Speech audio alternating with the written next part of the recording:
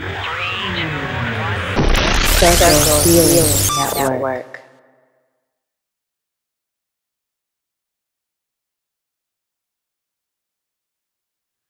So, welcome to Circle Healing Network. Today we're going to do something a little different. I'm here with Barbara Becker, who's a QHHT practitioner, and we'll talk more about Barbara and her work. And this show is focusing again on the Mandela Effect, and we're going to do it a little differently, and I'll explain why. As you guys know, I've done a few videos already on the Mandela Effect, and I believe that there's a lot of possible things going on around it. I don't think there's actually just one answer, but I do believe ultimately all these answers will weave together, and we'll come up with an overall concept that we will all understand and grow in. So today we are going to be sharing with you a series. It's going to ultimately be 7 episodes on a QHHT session that I did with Barbara. Initially, I did a QHHT session at the beginning of the year, in February or March, sometime around there. And I contacted Barbara because I had followed Dolores Cannon's work for a few years and never had the session done. And then decided, wow, I had a lot of questions and wanted answers to things. So I found Barbara and we did a session, and I was really impressed with the quality of the material and the quality of the information and answers that I had gotten. So after having done really being curious about Mandela, like we all are. I mean, I think we all just want, like, okay, what's the answer, and just get it so that we can be on with being effective with that information. I decided to call Barbara because I was led, really. You know, Spirit just led me to give you a call and say, hey, where are you within Mandela Effect? We talked a lot about it. You shared some of your experiences, and then I asked you, I said, would you be open to doing a session? Because I knew that Spirit had led me to give you a call and to talk to you about it. And you know, we talked some more about it. You thought about it during our conversation, and you said, yeah, you know, it feels right. And so we did the session. I'll let Barbara describe the session and what QHHT is. But many of you may know, and some of you may not know, that I am a Reiki master of 25 plus years. I'm an energy empath, and as an artist and designer, I've used so much of the Reiki energy in my work, and a lot of the artwork is actually healing in itself. And so I'm also a reconnection healing therapist through the Eric Pearl modalities, and so a lot of this healing modality has found its way through my work over the last 30 years, as well as I do automatic writing. And it's informed much of my artwork and healing sessions and the other projects that I'm working on. So I wanted to share that because I haven't really shared that to that extent on this channel before. But I think now it feeds into what we're doing and some of my background as well. I also want to say that we're offering this as one of the possible concepts, a series of ideas that we've been given through the higher self and through this council that you'll talk to, that of what the Mandela Effect is. So I want to say that because I think that many of your ideas out there, they're all dovetailing, and I think you'll find that as we move forward and you listen to these and experience these sessions, what the higher council has to say about this. And I think we'll all be pretty surprised at how right many of us already are with our ideas. So Barbara, with that, I want to hand that over. But also, I have the book here, Enclosure. This is Barbara's work. You'll be able to go to her website. She's written articles. She's done a lot of work over the years in healing and the healing modalities. And I wanted to point that out because, you know, Barbara's not new to this. This isn't just something that she's started to do. She's dedicated a lot of her time and her energy over the years to healing. And so we're just at this new point of being able to discuss it in this way. So Barbara? Well, thank you, Robyn. And welcome to the Mandela Effect Explorer through QHHT video series.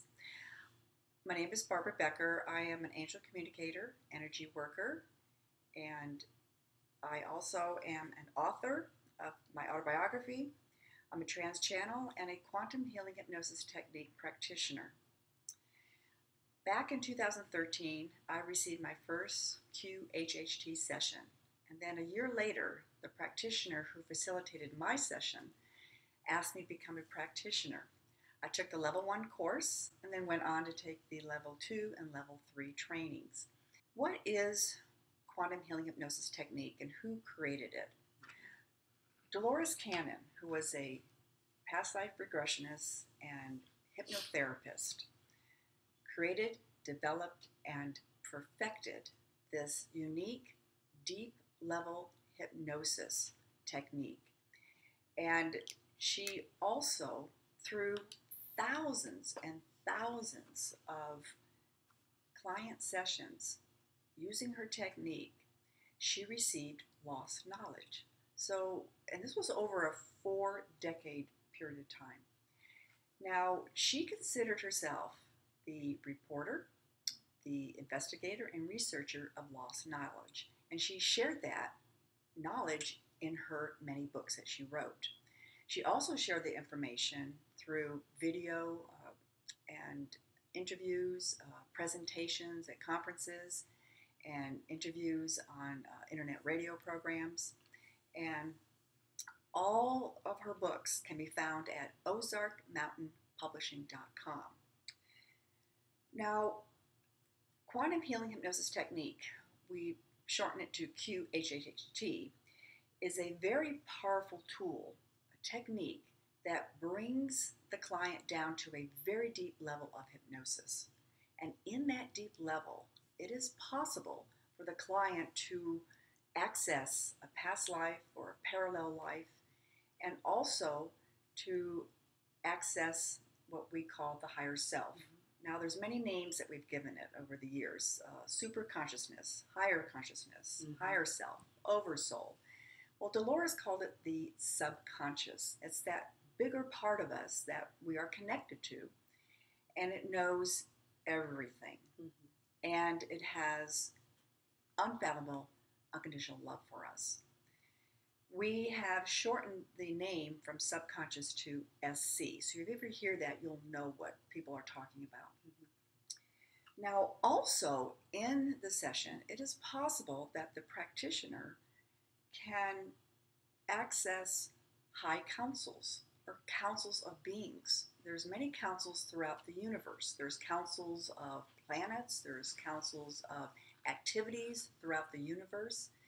And it just so happened when we contacted Robyn's SC, we met with a high council. And in one of the subsequent videos here, they will be describing who they are. Okay. We have posted a link just below this video if you'd like to have more information about QHHT and the subconscious, with the video that Dolores is speaking about her concepts. That'll be good. Yeah, we'll make sure that that's in the show notes. Yes, good. Now, why was this series made? Well, we are offering another perspective of understanding the Mandela Effect. We are not saying this is written in stone, that it is the only truth. We're just offering up because we were guided to share it. And that will also be explained in the video. And what we did was place Robyn into a QHHT session, and I accessed the subconscious and began asking questions about the Mandela Effect. So what you will see, what we did was we met in a hotel, and on the video you're going to see Robyn laying on a bed in the hotel with a comforter over her. I am sitting next to her, but just out of camera range. And I induce Robyn into the QHHT deep level trance hypnosis. Contact with the subconscious has already been established, and I start asking questions about the Mandela Effect. We divided the session into 7 segments or episodes so that the information is easier to digest, and it enables us to have an opportunity at the end to offer our short commentary.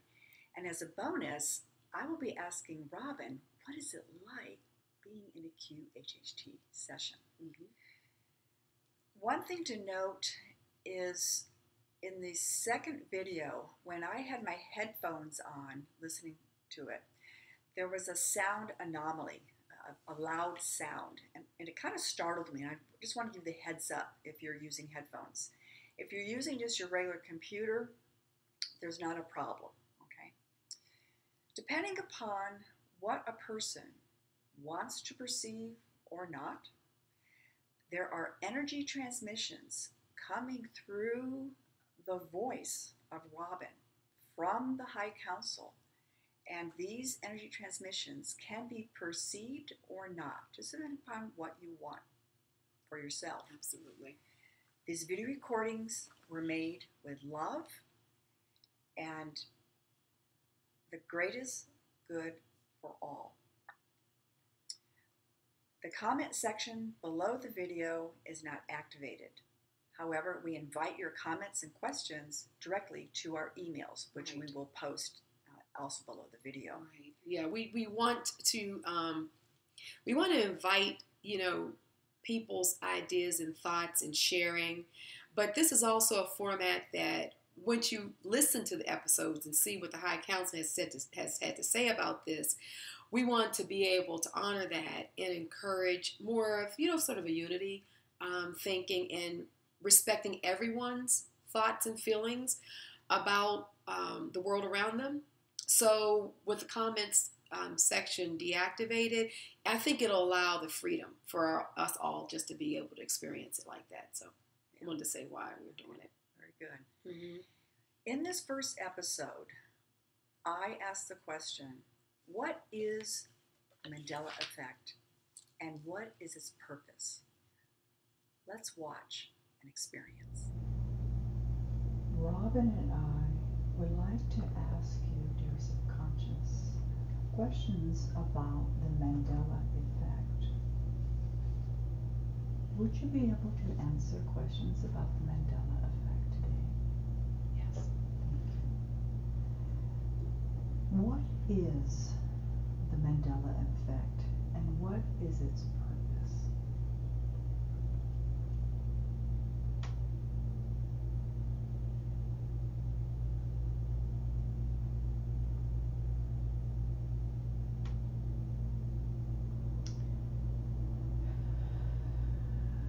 Mandela Effect is about captured time.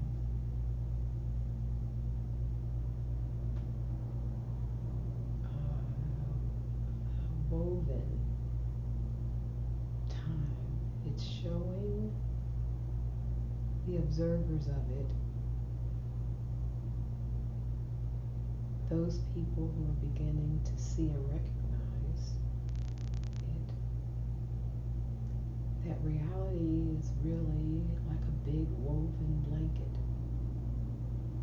and all the threads that are running through it are various time parallels. And as consciousness is expanding, and as humanity's consciousness is growing and blending with the various universes, the awareness of this tapestry is becoming more apparent. The veil, in other words, is lifting. And so all the various memories are in fact true. They are in fact like the threads in a tapestry. Each one is in itself a reality, and without those threads coming together, tapestry wouldn't exist. So all of these memories are important. And everyone who's remembering Mandela effects now are like the weavers, this incredibly marvelous tapestry that's coming into view and understanding the consciousness that it in fact exists.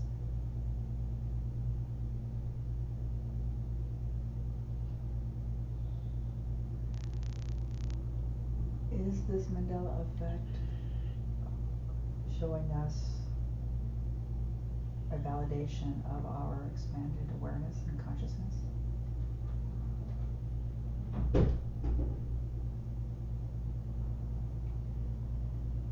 The Mandela effect is designed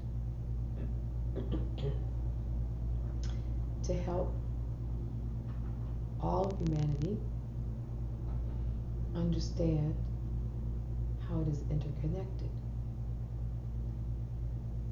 and to teach us to validate each other's experiences as their experiences. Mm-hmm. That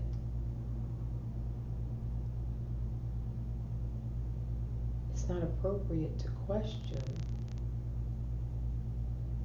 people's memory as, well, I don't remember it like that, so it must not be so. My memory is thus and so. Mm-hmm. Because all of these threads of memory are necessary to make the tapestry. And the tapestry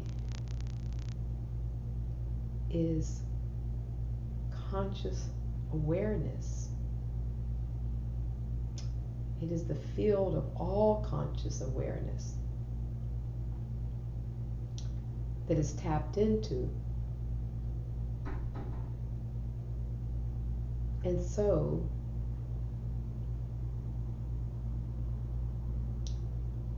when people come together and share their memories, they are in fact like weavers.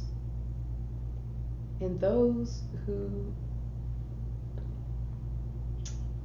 by example here, those who remember a particular Mandela effect one way, let's say that they are like the color red. And those who remember it a different way are like the color blue. And so on. And as those memories who are the blue, let's say, Mm-hmm. their threads will weave in and out between the red, in and out, and the yellow, and so on, to create the ultimate picture of all consciousness. Because this tapestry is simply a energetic blanket, let's say. It's woven of all energetic fields. And the memory rides on these energetic fields. And so they come together and they create all possible energetic consciousness. So it's important for this time because it's helping humanity to begin to see how they are all, and we are all, because all of us who are in the various states of various consciousness fields and parallels, the higher self, spirit guides, all types of guides. We often are called angelic hosts, ascended masters. So we all are a part of that ultimate energetic consciousness tapestry. You see? Mm-hmm. We all are a part of it. And this tapestry is connected to Source Creator. It's actually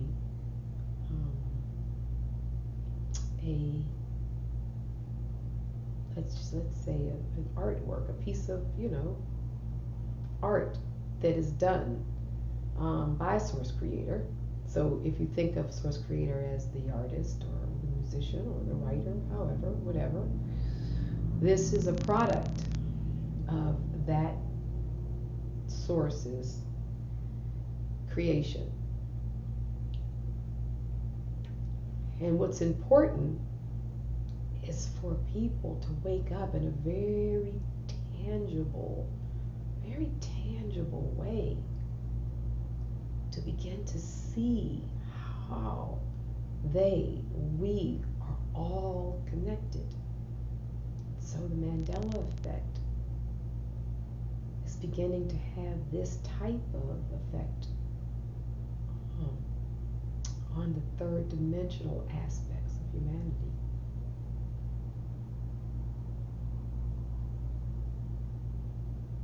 And so the Mandela Effect is helping us to understand how the tapestry of life, of existence, of consciousness, of Creator Source is all woven and connected. Yes. There are various schools of thought, mysticism, where, in various cultures, let's say like the Indian culture, the Hindu is considered, the point of oneness in which all creation expands from and contracts back into. In various cultures, like you hear various comments like we all are one, we all come from the same source, or as in science, the idea of the toroidal field, the torus, where all of us are connected in sort of a morphogenic field. And so these concepts are not new to people, but because humanity has divided all this simple essence of all creation into various religions and philosophies and science and mathematics and etc., it all appears to be different, when originally this idea of one source and us all belonging to one source just happened to come through people through science or math or art or various philosophies. And unfortunately, the egoic part of man wanted to own it, and so these labels were put on it. But this only served to confuse a very, very simple concept. So Source Creator had to think of how is it that I can bind all of these things back together in a way that would supersede or transcend anything that exists right now in the Earth planetary realm. And so it became apparent that through what has been coined the Mandela Effect, it began to be a way that people could begin to see the oneness and the similarities. And even in this, there's a lot of, rightfully so, people trying to figure out what the Mandela Effect is. And there's a little bit of trying to own it's this or it's that, or, And so what's important here is just to focus on that piece of the fabric, that thread that you are, and how you play the role in consciousness, and what are we building towards? What is the purpose of this energetic conscious field? What is the purpose of it?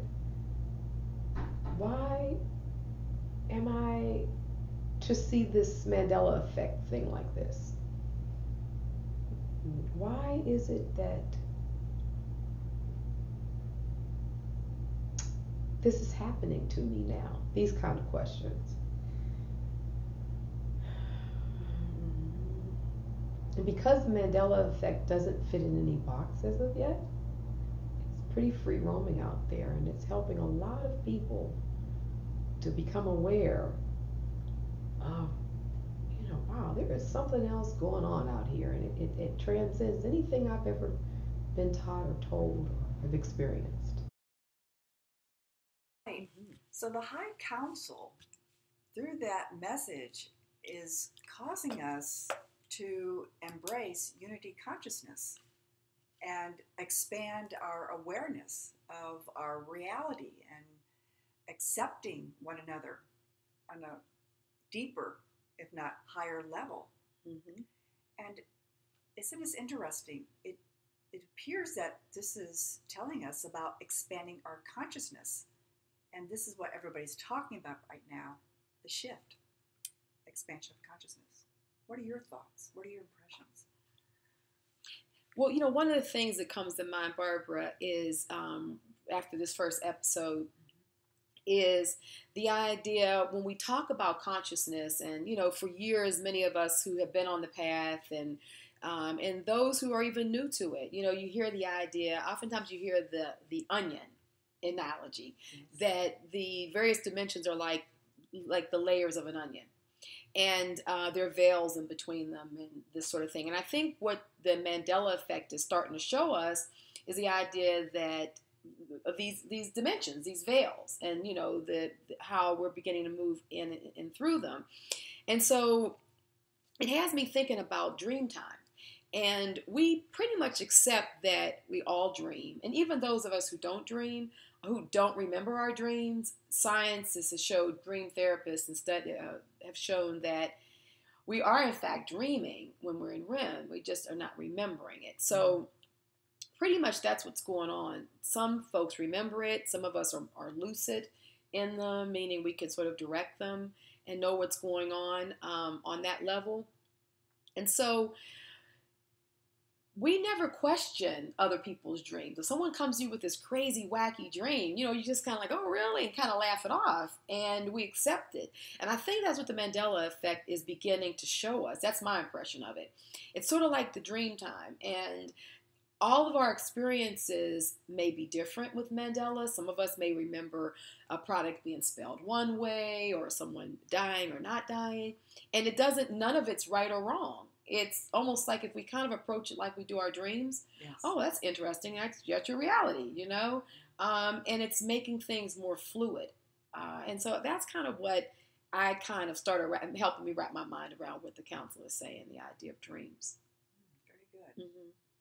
So, Robyn, what is it like being in the QHHT session, in that deep trance level of hypnosis?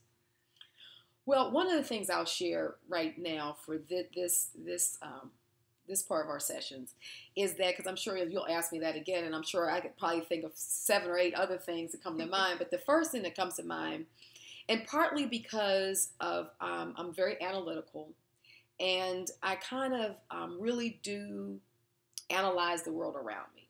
And so no matter what I'm doing, even when I've learned healing modalities, when I learned Reiki years ago, it was like, okay, is this really working? Is this energy really coming through? I have a tendency to question like that. And as long as I've been doing stuff, it seems that those questions can still come up. So when we first did our session back in March, and you put me into the trance state, I realized that I still had a level of awareness. And it felt almost like I was sort of right there in the room with you. Mm-hmm. Although, I just had that awareness, let's say. So after the session, I thought, wow, a lot of good stuff came out of it. But how was I in hypnosis? How was I asleep? Or whatever you think of when you think of hypnosis. And it wasn't until I listened to the recording, because you had audio recorded that session. And I had listened to the audio of it. And what was really interesting for me, and really shocking, I should say, was the amount of noise that was going on in the hotel room, or outside of the room. You could hear the maids walking back and forth. They were talking. You could hear the vacuum back and forth, things knocking about. You could hear what was going on outside of the hotel room, and it was really loud in the recording. Mm-hmm. And I thought, I have zero memory of any other sounds except for when you asked me questions. Mm-hmm. Aside from that, I can remember no other sounds. And even after listening to the audio recording, sometimes you go back and say, well, maybe I did hear something. And I really think hard and realize I've heard nothing. So that really gave me the confidence in the QHHT that I actually was in a deep trance state.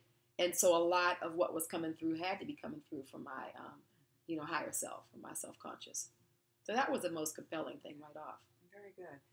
And Robyn brought up a good point here. I audio record each session. This is the first time we actually video recorded. Mm-hmm. And that's why I offered my clients. And all my clients receive a copy of that audio recording so they can listen to it over and over again after their session, because that's a very important component of the QHHT technique. In episode 2, we're going to be looking at who will benefit from the Mandela Effect and what are those benefits from those experiences. For further information on QHHT and to find practitioners in your area of the world, please visit QHHTofficial.com, and that is the Quantum Healing Hypnosis Technique Academy's website, and there you'll find practitioners. You'll also find books and videos and also the courses that are available. Also, please visit Dolores Cannon, QHHT.com. There you'll find a listing of practitioners. You'll find books that QHHT practitioners have written. You'll find also blog articles, mm-hmm. and videos, and also blog, radio, internet interviews. Okay, sounds good. All right, and both websites have photo image directories. Okay, great. So hopefully this episode was exciting for you guys as it has been for us. This has been a journey. I am so excited to be a part of this process with you, Barbara. And so we will look forward to episode 2. And once again, thank you for joining in Circle Healing Network. I really appreciate the support of all of the viewers and the subscribers to this channel. And we look forward to seeing you very soon. Bye-bye.